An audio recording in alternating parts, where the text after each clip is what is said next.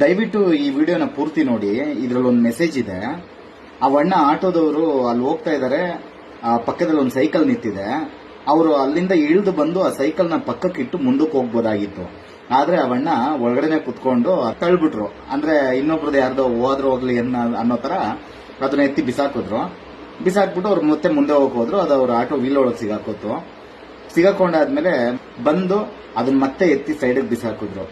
ಅಂದ್ರೆ ಇನ್ನೊಬ್ರು ವಸ್ತುನ ಹಾಳು ಮಾಡ್ತಿದ್ದಾರೆ. ಕರ್ಮ ನೋಡ್ರಿ ಹೆಂಗ್ ವರ್ಕ್ ಆಗತ್ತೆ.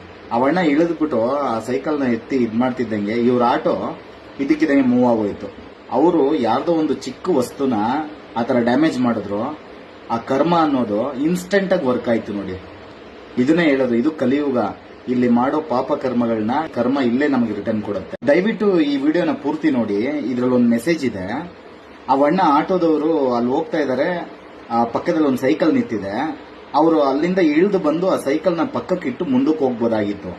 ಆದ್ರೆ ಅವಣ್ಣ ಒಳಗಡೆನೆ ಕುತ್ಕೊಂಡು ತಳ್ಬಿಟ್ರು. ಅಂದ್ರೆ ಇನ್ನೊಬ್ರದ್ದು ಯಾರ್ದೋ ಹೋದ್ರು ಹೋಗ್ಲಿ ಅನ್ನೋ ತರ ಅದನ್ನ ಎತ್ತಿ ಬಿಸಾಕ್ಬಿಟ್ಟು ಅವ್ರು ಮತ್ತೆ ಮುಂದೆ ಹೋಗೋದ್ರು. ಅದು ಅವ್ರ ಆಟೋ ವೀಲ್ ಒಳಗೆ ಸಿಗಾಕೊಂಡಾದ್ಮೇಲೆ ಬಂದು ಅದನ್ನ ಮತ್ತೆ ಎತ್ತಿ ಸೈಡ್ಗೆ ಬಿಸಾಕಿದ್ರು. ಅಂದ್ರೆ ಇನ್ನೊಬ್ರು ವಸ್ತುನ ಹಾಳು ಮಾಡ್ತಿದ್ದಾರೆ. ಕರ್ಮ ನೋಡ್ರಿ ಹೆಂಗ್ ವರ್ಕ್ ಆಗತ್ತೆ.